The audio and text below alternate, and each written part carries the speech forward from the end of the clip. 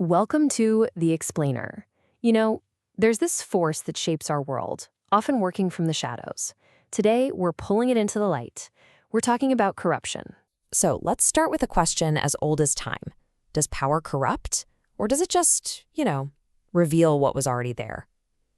To figure that out, we're going to peel back the layers. But we're not starting where you'd expect, like with governments or big money. Nope. We're starting inside the human mind. Okay, so first up, let's really dive into the seduction of power. What exactly happens psychologically when a person gets a taste of control over other people? Well, psychologists have noticed this pattern in certain leaders. They've given it a name, the syndrome of hubris. Now, you're not going to find this in a medical textbook. It's not an official diagnosis, but it describes a very real condition that people can get when they're in power.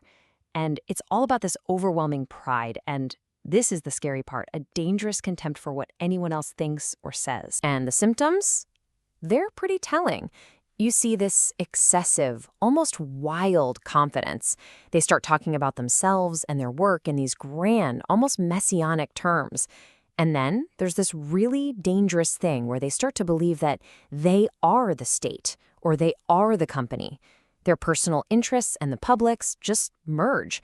They totally lose touch with reality, brush off any criticism, and, you guessed it, surround themselves with yes men. But here's the thing. Pride itself isn't necessarily bad. Psychologists make a really important distinction here. On one hand, you've got authentic pride. That's the good stuff, right? It's when you feel proud because you worked hard for something. I won because I practiced. But then there's hubristic pride. This is totally different. This is the belief that I won because I'm just great. It's not about what you did, it's about who you think you are. And it's this type, the one tied to arrogance and narcissism, that power just loves to pump up. And the results? Well, they can be really destructive. Okay, so this raises a big question, right? How does someone who seems to have a moral compass, who seems like a decent person, end up doing corrupt things? I mean, they don't just wake up one morning and decide, today I'm going to be evil. No, it's a process, and psychologists call it moral disengagement. It's basically a set of mental tricks that lets them switch off their own conscience. And here's how it works. It's like a 3-step mental gymnastics routine. First, they reframe what they're doing. They tell themselves it's for some greater good. Then, they downplay the fallout. They convince themselves that it's not that bad or just ignore the real harm they're causing. And finally, in a really twisted move, they often end up blaming the victims. Once you do that, it's psychologically way easier to justify what you've done. Okay, so that's what's happening inside the mind. That's the wiring. Now, let's pull the camera back, let's zoom out and see how this stuff, these individual tendencies, can spread and infect an entire system. This is where individual corruption snowballs into something bigger, something political scientists call state capture. And it's exactly what it sounds like. It's not just about private interests influencing the government anymore. It's about them capturing it. They basically colonize public institutions, twisting laws to serve their own bottom line, not the public good. You've probably heard the phrase, a few rotten apples, right? Well, this connects right to that idea. But here's the twist. It's not always just about the apple. A lot of the time, the barrel itself is the problem. The system is set up in a way that lets the rot spread like wildfire. Think about really top-down organizations without a lot of checks and balances. They're super vulnerable. All it takes is one corrupt leader at the top to pressure everyone below them to fall in line. And that's because corruption is almost never a solo act. It's a network. Seriously, it's this tangled web of relationships, of quiet deals, connecting all these different people and companies. And that's the key, right? If you want to fight it, you can't just focus on one or two so-called bad actors. You have to map out and understand the entire network. So, how do they actually pull this off? How does this capture happen on the ground? What are the actual tools of the trade for hijacking public institutions? Well, the toolkit is pretty diverse, but some of the tactics are absolute classics. You've got your straightforward bribery, of course.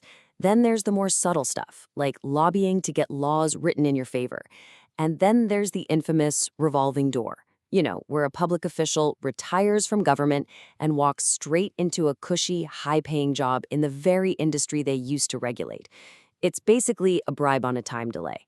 Throw in some good old-fashioned nepotism and shady financing with shell companies, and boom, you've got a seriously powerful arsenal. And if you want a perfect real-world example, just look at the massive Operation Car Wash scandal in Latin America. It was like a textbook case of how these deals go down. It's a very clear, structured process. Step 1, the backroom agreement. Step 2, the official does the favor. Step 3, the payment gets funneled through a maze of offshore accounts. And step 4, the final touch. They cook up some fake contracts to make the whole illegal transaction look like a legit business deal. Okay, but in our modern world, corruption has a whole other weapon in its arsenal. The fight for influence isn't just about money anymore. It's also being fought on an information battlefield. Think about it. If you control the media, you control the story. You can shape how people see reality. When just a handful of powerful people or companies own all the major news outlets, they can control the entire narrative. A clear example of this is a major newspaper in Argentina, where ownership is basically concentrated in just 2 families. When you have that kind of media concentration, you create this huge risk of an echo chamber, where the public only hears information that's been filtered to serve a very specific agenda. And that's precisely why having a wide variety of news sources, what experts call informational pluralism, is so important. We need access to different viewpoints, different opinions, to make up our own minds. Without it, we stop being active, informed citizens, and we risk just becoming passive consumers of whatever story we're being fed. And now, a totally new front has opened up in this battle: artificial intelligence. I mean, AI has this incredible, world-changing potential for good, but it also comes with massive risks. If you train an algorithm on biased data, guess what? You get a biased algorithm that just reinforces old prejudices. And what's really tricky is the black box problem. Sometimes we don't even know how the AI is making its decisions, which makes holding anyone accountable almost impossible. Okay, so we've looked at how corruption works, all the way from inside a person's head to the entire political system. A problem this layered, this complex, well, it's going to need a response that's just as complex. So what do we do? What are the actual levers we can pull to create change? Right, so there's no single magic bullet here. It's not that simple. But experts who study this stuff point to 4 key pillars. First, radical transparency. Just open up the books on government contracts, budgets, everything. Second, we need strong, independent institutions that can actually enforce the law without political pressure. Third, it's on us. Citizen action and education are vital to build a culture that demands accountability. And finally, we need smart, ethical rules for new tech like AI, demanding transparency and human oversight. And crucially, this can't be some separate project off to the side. The whole point is that fighting corruption isn't just one department's job. It has to be woven into the very fabric of everything we do, baked into our laws, our institutions, so that integrity becomes this core value that's protected in every single sector. And so that leaves us with a huge, critical question for our time. In this era of incredibly complex systems, of powerful, almost unknowable algorithms, what does real accountability even look like? Figuring that out and then actually fighting for it, well, that's the challenge for all of us.